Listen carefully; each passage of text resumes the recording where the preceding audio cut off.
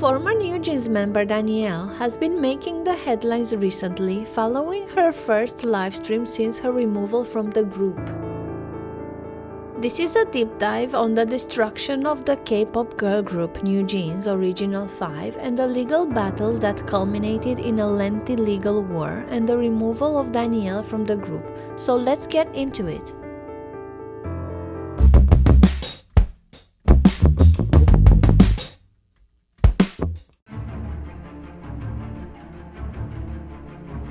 To understand this complex legal war, we first need to understand who are the key players, starting with the parent company HYBE. HYBE is an entertainment company that operates as a record label, talent agency, music production company, event management and concert production company, and music publishing house. It has multiple subsidiaries like Big Hit Music, responsible for BTS, Tomorrow Together, and Cortez, Adore, responsible for NewJeans, Belief Lab, responsible for iLit and ENHYPEN, and many others. As one of South Korea's largest conglomerate, HYBE is no stranger to accusations, lawsuits, and police investigations, some of which led to the conviction of 3 employees for insider trading. Now let's look at the main characters at the center of this story. Here we have Bang Si-hyuk, the chairman of HYBE Corporation. According to his wiki page, he is the only billionaire in South Korean entertainment industry. He's also being investigated by police for fraud. Then we have Min Hee-jin, the former CEO of Adore, and the NewJeans members Hani, Danielle, Minji, Harin, and Hain. So now let's move on to the timeline, starting to the very beginning, the creation of Adore and NewJeans.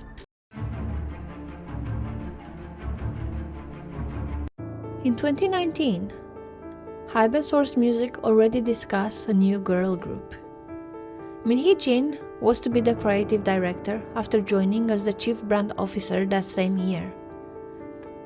Min would be the creative lead in multiple girl groups, excluding Big Hit, while a separate label would also be established later, where she would be a producer.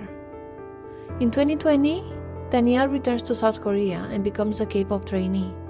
Danielle was a former YG Entertainment trainee, passing a separate Source Music audition in July 2020. In 2021, Min Hee-jin becomes the CEO of Adore, and all 5 members get moved to this label.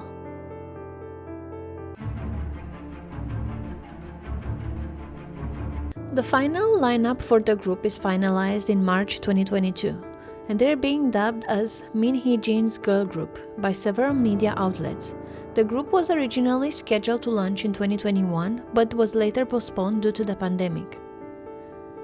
On 22nd July 2022, NewJeans debuted with the single Attention, which is co-written by Danielle, a song that topped South Korea's Circle Digital Chart and won Best K-pop Song at the 20th Korean Music Awards. Throughout this year, Min Hee-jin's role gets defined as executive producer, responsible for selecting all of NewJeans songs and recording process. She said she wanted to break the tacit formula of K-pop with this group and make an album with the music she wants. She also chooses to record without guide vocals, allowing the members to develop their own singing styles. In March 2023, Min obtains a shareholder agreement, giving her a stake in Adore and certain rights. In May 2023, Danielle voices Ariel in the Korean dub of The Little Mermaid.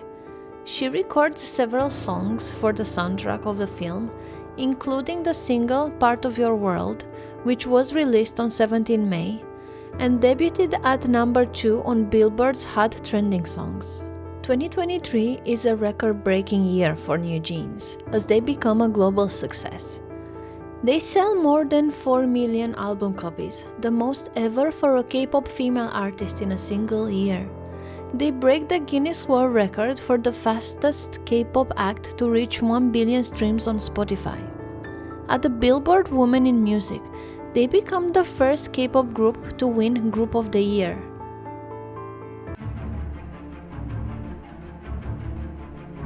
In 2024 March, another HYBE sub-label girl group under Belief Lab, called Eyelid debuted, triggering the dispute between Min Hee-jin and HYBE. HYBE conducts an audit in April, which marks the start of the conflict. HYBE requests Min Hee-jin to step down from her position due to accusations that Min was attempting to make Adore independent and take ownership of NewJeans. Min dismisses the claims and accuses HYBE of overlooking the similarities between NewJeans and Eyelid and refused to acknowledge the claims of Eyelid plagiarizing NewJeans' image from music to style. This statement caused the value of HYBE shares to fall. HYBE then submits evidence to judicial authorities to contest the claims of plagiarism, which were later dismissed in court.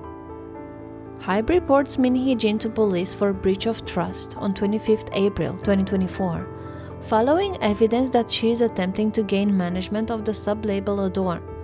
The evidence consisted in text messages between Min and Adore's VP, listing a series of methods to take control of the label. 7 hours after the police report is filed, Min holds an emergency press conference to deny the accusations against her, where she shares text messages exchanged between her, Bang Si-hyuk, and HYBE's former CEO, Ji-woon Park, and accuses HYBE of fabricating her words.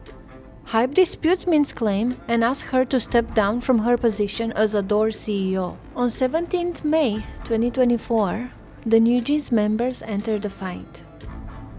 They filed their first legal plea supporting Min Hee-jin's petition against HYBE's attempt to remove her as CEO. On 30th May, we have a court case ruling that favors Min Hee-jin and issues an order that temporarily blocks HYBE from voting to fire her. However, the court noted that Min was trying to reduce HYBE's control over Adore by attempting to remove NewJeans from HYBE's influence so she could take over Adore herself. In July, Min Hee-jin files a police complaint against 5 HYBE executives on charges of defamation and business obstruction.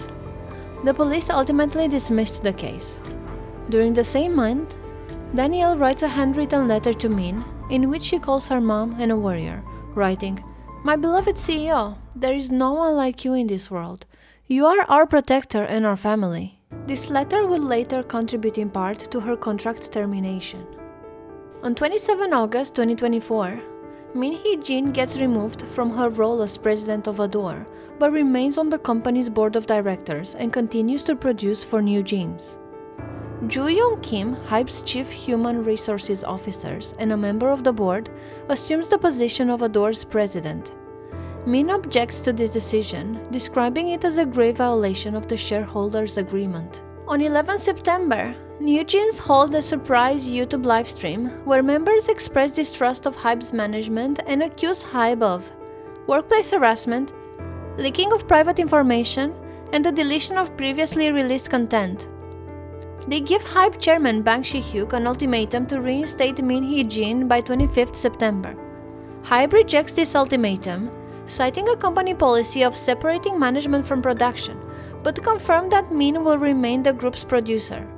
On 15 October, Hani testifies as a reference witness before the National Assembly's Environment and Labor Committee, which was conducting an audit focused on workplace harassment and artist protection in the entertainment industry. She accused HYBE and senior managers of undermining NewJeans and described the discrimination her group faced. Adore CEO Joo Young-kim also testified and pledged cooperation with the investigation. The case was later dismissed in the government agency, citing that K-pop group members are not classified as workers and are not entitled to labor rights. November is marked by several events. On the 13th, NewJeans sends a certification of content to Adore, which is a formal legal warning under Korean law. The letter stated that if Adore did not fix specific breaches of contract within 14 days, the group would terminate their contract. This followed a leaked internal HYBE document that allegedly suggested the company intended to discard NewJeans. On the 16th, NewJeans win the Grand Artist Award at the Korean Grand Music Awards. However, their acceptance speech raised concern about the group's future. They said, "We do not know until when we will be NewJeans, and urge fans to stay united with them, regardless of what happened." 아닌 걸 아셨으면 좋겠고 사실 저의 언제까지 뉴진스일지는 잘 모르지만 그래도 5명이랑 허니즈랑 만든 사이를 방해할 수 있는 거 없다고 생각해서 끝까지 뭉칩시다. On 20th November, Min Hee-ji resigns from all her positions at Adore and HYBE. On the 28th, the NewJeans members hold a press event saying they were ending their exclusive contract with Adore and leaving the company because they believe Adore and HYBE had violated the contract and lost their trust. On the 29th, the members pledged to pursue activities independently and fight for rights to the group's name. Adore denies any contract breaches and states the member must remain under contractual obligations. The Korea Management Federation and Korea Entertainment Producers Association sides with Adore, arguing that unilateral contract terminations harm industry principles and investment. On 5th December 2024, Adore files a lawsuit that seeks judicial confirmation that the exclusive contracts were still valid. They also file an injunction to block NewJeans members from engaging in independent activities until the main case was resolved. On the 14th, the 5 NewJeans members launch a new Instagram account, Jeans for Free, separate from the official account managed by Adore. January 2025 starts with a rebrand attempt. NewJeans members apply for trademark rights to a new name, NJZ, demonstrating plans to restart their careers independently under this new brand to avoid copyright issues. However, on the 13th, Adore files another court injunction trying to prevent the members from independently signing advertising contracts while their contract dispute remained unresolved. Then in February, after announcing their new group name, they are announced as headliners for Hong Kong music festival ComplexCon under this new name, a festival which will take place in March. In March 2025, the Seoul Regional Employment and Labor Office issues an administrative fine against Min Hee-jin for workplace harassment under the South Korean labor law, to which Min appeals the decision. Also, NJZ attends ComplexCon, defying the court injunction. During their performance, members hold an emotional speech and announce that they are taking a hiatus until the legal disputes are resolved. In April, the group files an objection to the injunction, which was upheld in favor of Adore. The group then filed an appeal to the Seoul High Court and subsequently also stopped using the NJZ name. Then on the 30th May, the district court orders each NewJeans member to pay Adore 1 billion Korean won for every unauthorized activity performed from that date onward. On 18th June, the High Court denies NewJeans' appeal, and Adore releases a statement hoping the members would return to where they belong. Also, new developments emerged during the ongoing court proceedings between HYBE and Min. Evidence presented in court included claims that Min Hee-jin had a hand in crafting emails that were publicly released by the families of NewJeans members. On 15 July 2025, the Seoul Yongsan police station clears Min of all breaches of trust allegations that had been filed by HYBE back in April 2024 on the basis of insufficient evidence. HYBE announced its intent to appeal, stating that it had uncovered new evidence and legal grounds to challenge the police's conclusion. The following 2 months, there are 2 mediation sessions between NewJeans and Adore, both of which concluded without agreement. On 30th October, the court ruled in favor of Adore, upholding the validity of the NewJeans contracts until 2029. The court dismissed NewJeans' allegations about the leaked trainee videos constituting a breach, the alleged bullying comments by HYBE officials towards Honey, and any claim that Adore had failed to fulfill its contractual obligations.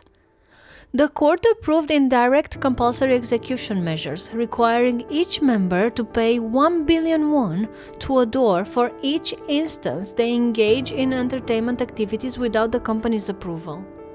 The members said they would appeal the ruling.